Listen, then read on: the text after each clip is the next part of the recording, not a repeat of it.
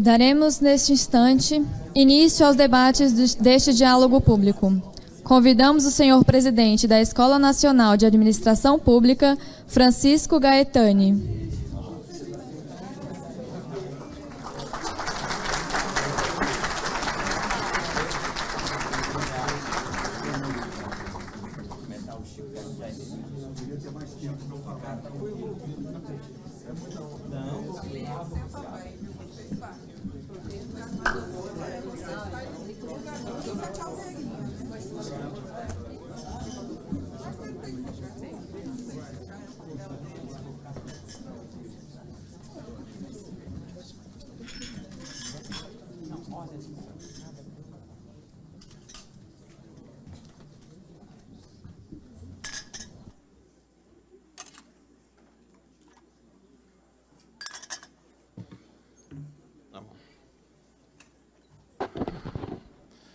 Bom, em primeiro lugar, queria agradecer o convite para estar aqui presente hoje. Foi um convite que chegou na sexta-feira de noite, mas o ministro Herman Benjamin já deu todas as justificativas necessárias para explicar. Mas eu vim por uma razão muito simples. É pelo respeito que eu tenho por essa casa e pela contribuição que essa casa tem dado ao exercício das atividades do Executivo. Eu interajo com o TCU aí há quase 20 anos, e tem sempre sido uma oportunidade extraordinária de aprendizado e de buscar o melhor para o interesse público, mesmo com as divergências. Eu jogava xadrez na adolescência, e existe uma expressão que é simultâneas. Eu brinco com o TCU, a gente joga simultâneas. Aqui está ganhando, aqui está perdendo, aqui empata, aqui é um desastre, né? E a vida segue. Queria também mencionar que eu aceitei o convite nos termos que me foi formulado, não no sentido de discutir tecnicamente o PL, mas de proporcionar o contexto. Se eu entendi bem no telefone, aquela ligação ruim no aeroporto, sexta-feira de noitinha. Mas também acho muito importante o TCU procurar ouvir pessoas do Executivo nessa discussão. Até porque eu sei que é confusa essa conversa, como é que um projeto tramita 3 anos na surdina, né, no Legislativo, né? Mas aconteceu, né? E está aí, não é correto dizer que foi na surdina, porque foi público, mas, por outro lado, há um ressentimento em relação a um debate que poderia ser mais qualificado. Preciso fazer um disclosure também, no sentido de que o senador Anastasia, sou conterrâneo dele, já trabalhamos juntos em outras circunstâncias. Quando eu o conheci, ele era administrativista brilhante. Depois foi um governador, hoje é um senador, né? Mas eu continuo tendo por ele um respeito e uma admiração profissional muito grande. Bom, então, depois que eu recebi esse convite, eu recebi uma enxurrada de e-mails no WhatsApp, todos dizendo mais ou menos o seguinte: você é doido, você é louco, bebeu, deslumbrou, escreveu um artigo, acha que agora viralizou e, né, correu para o abraço, né? Meio perplexo, né? E eu acho que todos tinham razão, né? Mas, quando a gente vai chegando perto da aposentadoria, a gestão temerária começa, né, a acontecer. Então, não posso fazer nada. A minha simpatia pelo PL, ela tem uma explicação mais recente, que diz respeito à questão do servidor, que foi objeto da espinafrada aqui que o ministro Herman Benjamin deu, mas também por um parentesco com uma outra iniciativa que foi tentada em 2007, 2009, para lidar com outros problemas. A cacofonia organizacional do país continua intocada, o problema do mérito, o problema da reforma do serviço público, esses problemas menores aí que, né, eventualmente, de vez em quando, alguém cisma de querer mexer e depois desiste, né? Mas vamos lá. O primeiro ponto que eu queria destacar. Tem uma coisa que chama-se realidade. Por favor, não me leve a mal por utilizar, às vezes, cartoons, imagens. Eu me sinto aqui, me dei o benefício da ignorância, porque eu não sou advogado, né? Não tive essa epifania, né? Não, enfim, funciono com outros parâmetros, né? Realmente, a realidade é um problema, né? Ela não obedece o que a gente gostaria. Ela tem uma dinâmica própria. Curiosamente, aqui nessa casa, eu interagi com auditores com muita sensibilidade para isso. Por quê? Eles sabem que não adianta acabar com um órgão cujo não tem a menor capacidade de executar o que está previsto na legislação ou na programação. É preciso achar um ponto de equilíbrio, uma dosagem, um lugar onde a ação do tribunal faça diferença. E o tribunal tem sido um parceiro interessante. Por quê? Desde 88, o tribunal vem se profissionalizado. Concursos públicos, profissionalização, pessoas competentes em seus assuntos. Eu sou filho de engenheiros, né? Engenheiros, em geral, assim, não sobre isso eu não entendo, eu não falo, né? E o tribunal montou um quadro profissional bastante heterogêneo, que hoje eu vejo que, em várias áreas, vários avanços do país deve-se à atuação do tribunal. Eu gosto de estar particularmente na área de infraestrutura. Os nossos leilões de concessões se beneficiam muito da atuação ex ante do tribunal, da qual sou crítico, tá? Só para deixar claro isso, mas graças a Deus que o tribunal tem ajudado. Talvez indevidamente, como a procuradora, a chefe da Procuradoria mencionou, mas a verdade é que o nosso modelo de uma atuação ex post, que hoje, em grande parte, está se dando de fato ex ante, tem gerado benefícios também para a administração, embora a sua generalização massiva possa truncar o funcionamento do governo. Mas, nesse momento que nós estamos vivendo de grande confusão, eu acho que isso tudo pode ser revisto, pode ser discutido e tem que ser conversado publicamente, maduramente, como vem sendo em várias instâncias. Por que eu vim para o debate? Eu vim porque nós estamos num buraco. E nós chegamos nesse buraco através de um esforço coletivo. Um esforço coletivo que eu gostaria de pedir, assim, quando eu era criança, tinha uma coisa chamada altas, vamos parar o jogo, vamos parar e daqui para frente a gente zera, não tem mais corrupção em lugar nenhum, muda tudo e começa de novo. Não tem esse reset. Por outro lado, nós temos que parar de cavar. Quando você está no buraco, a primeira providência é parar de cavar. Não é todo mundo, não, agora é minha vez. Não, assim, não sei o que vai acontecer. Eu tenho uma visão, e peço desculpas aqui, falo em nome próprio, não posso falar pelo Executivo, cuja posição vem sendo apreciada por quem é de direito. A visão minha é de que o Executivo não acompanhou o processo de profissionalização dos órgãos de controle. Enquanto o Ministério Público, TCU, a própria AGU vem se profissionalizando, o Executivo fez um esforço, mas um esforço assimétrico.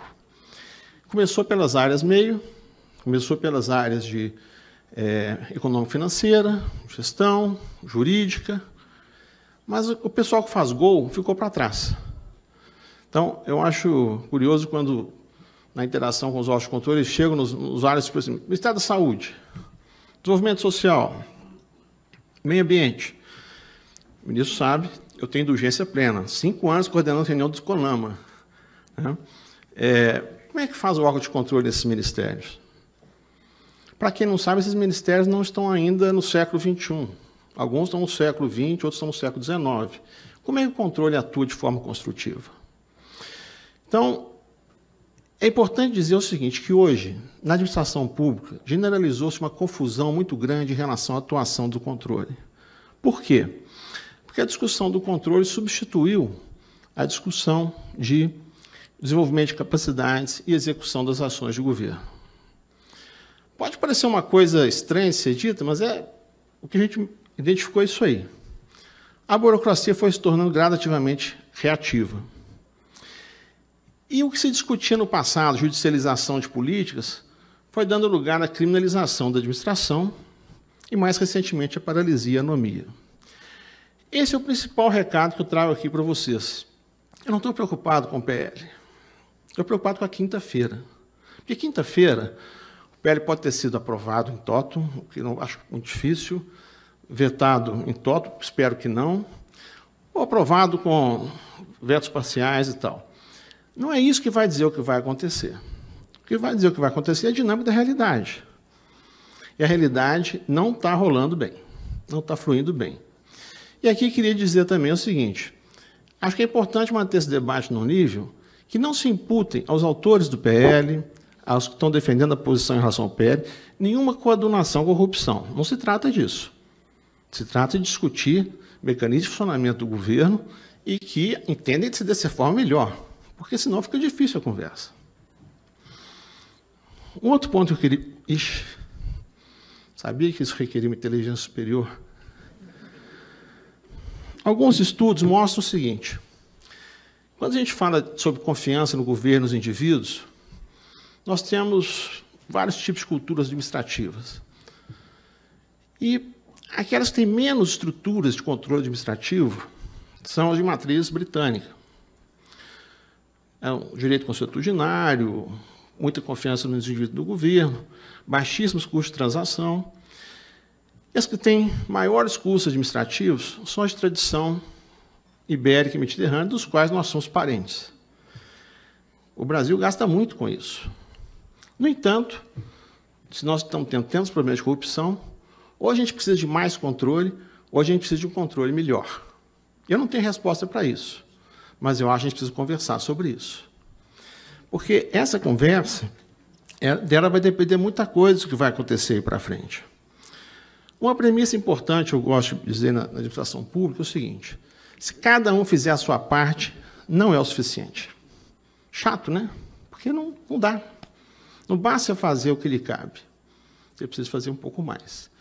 E precisa interagir com outras partes para construir uma coisa que transcende a contribuição de cada um. Quase todas as políticas hoje são intergovernamentais. Quase todos os problemas demandam uma atuação intersetorial. Então, é muito difícil circunscrever responsabilidades.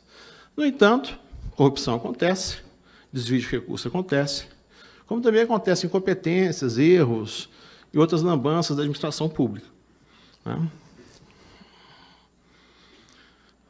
Eu sou um sujeito, descobri, antigo. Fui formado nesses princípios. Sabe? Atualmente, eles estão todos em xeque, por razões da sociedade brasileira. Nós estamos num momento... A imagem que eu tenho é que nós estamos num fogo, numa neblina, onde provavelmente a saída está muito perto e o abismo também.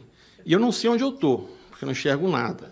Então, o debate está muito aquecido, está muito tumultuado.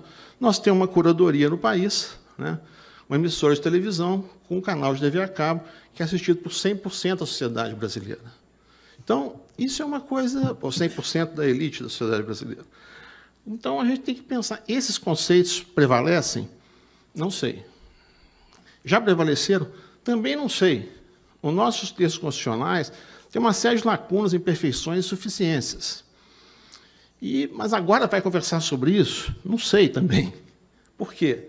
Porque se eu for conversar agora, alguém vai gritar: é o lobo, é o lobo, é o lobo. Quero acabar com a Lava Jato, quero acabar com a... Não dá para ser assim. Isso não é diálogo. Acho que o TCU, quando chamou assim o debate dessa discussão, teve uma iniciativa muito importante. Por quê?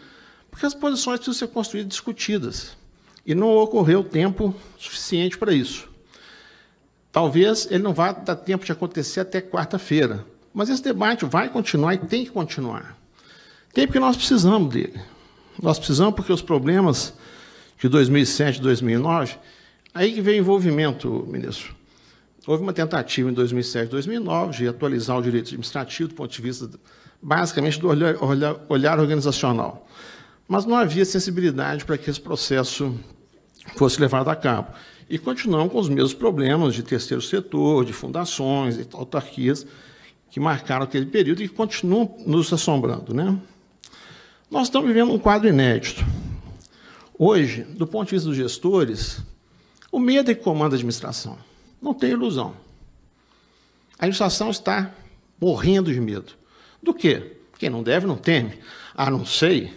Vai que a interpretação do cara da CGU, ou do sujeito do Ministério Público, ou do auditor do TCU, não tem mais base na realidade isso. O medo foi se... Alguém aqui já teve cólica renal? Cólica renal começa a dor num lugar.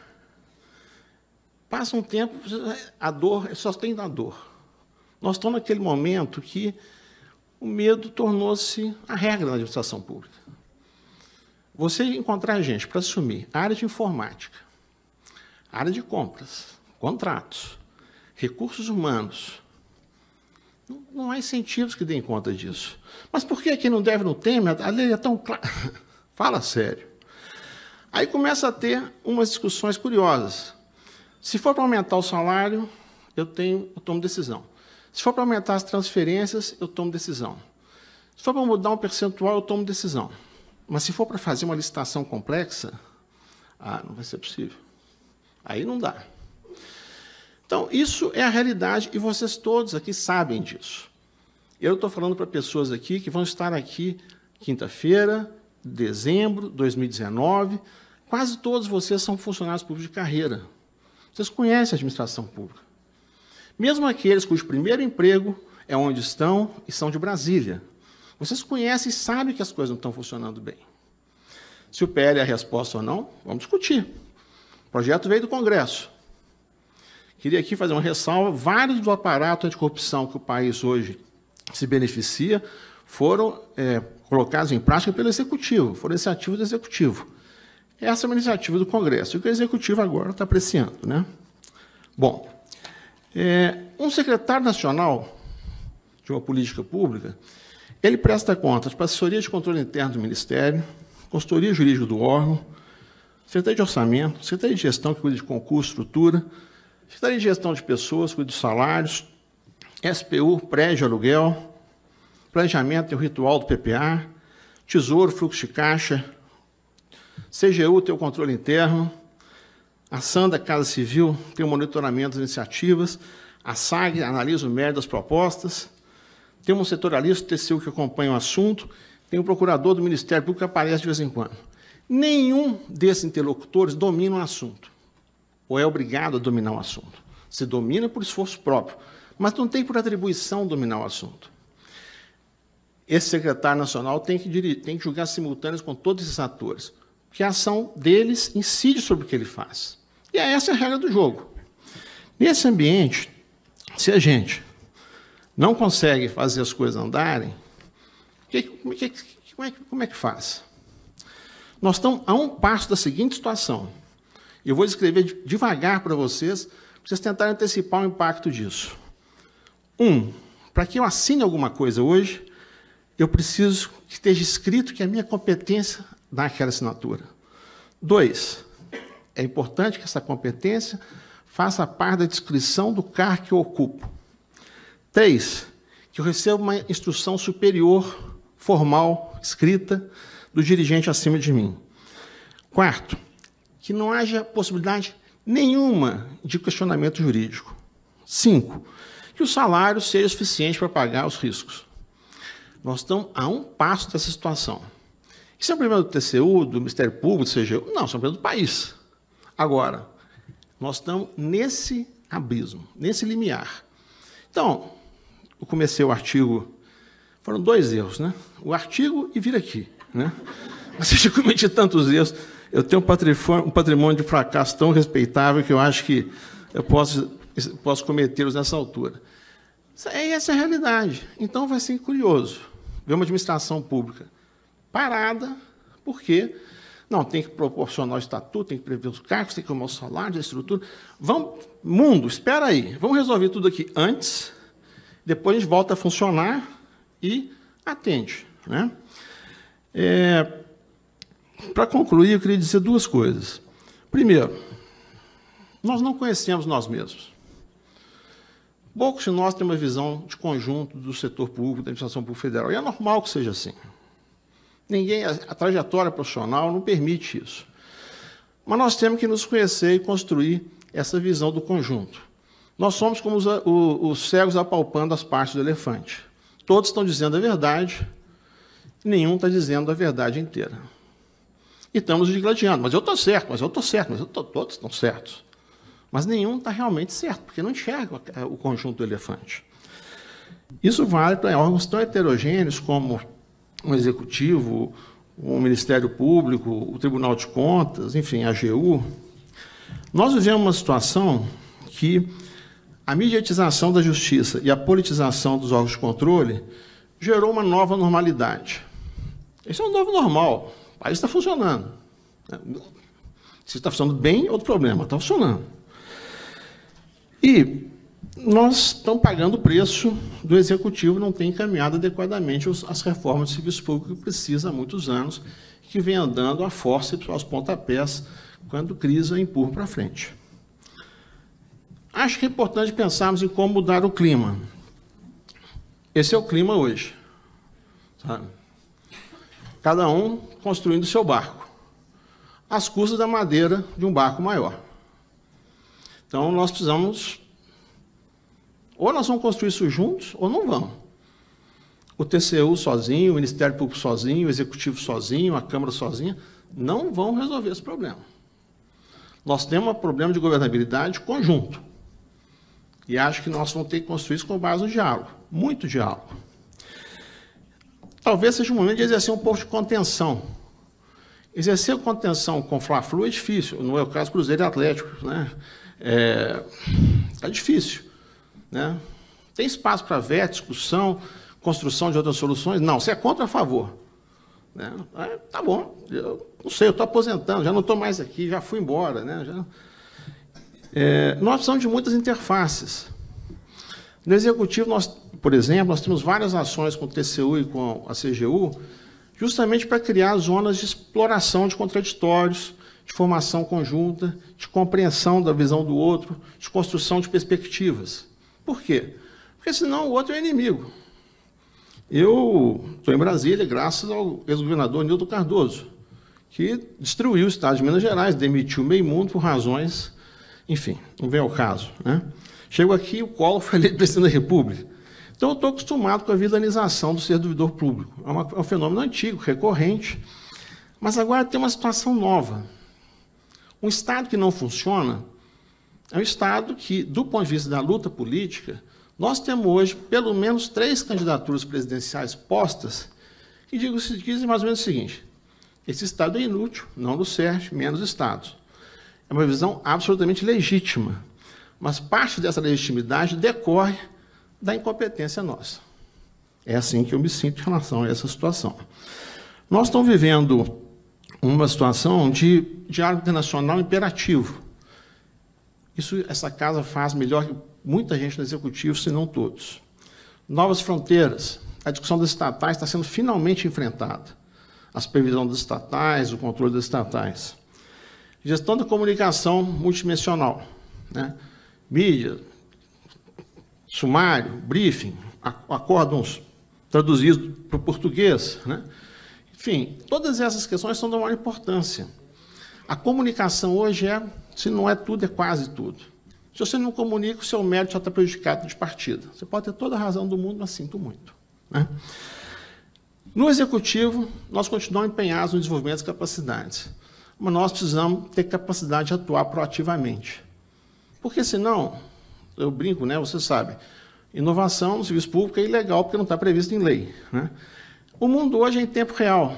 Todos aqui têm celulares, têm WhatsApp, tem YouTube, Instagram. Quer dizer, nesse mundo, olha como está a nossa administração pública. Desejo arduamente que o direito, os profissionais do direito, colaborem para uma proximidade maior do mundo público para a esfera do mundo real. Acho que nós estamos muito atrasados. Tá bom, o PL, né? Só para agora concluir mesmo. O PL vai ter o desfecho que for. Não é ele que vai dizer o que vai acontecer. É a dinâmica de atuação dos juízes, do Ministério Público, do Executivo, da CGU, do TCU, que vão dizer aqui que nós viemos. Por quê? Porque é assim que vem sendo.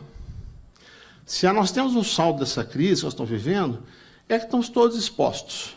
O Supremo está exposto, o Ministério Público está exposto, todo mundo está exposto. A transparência é irresistível.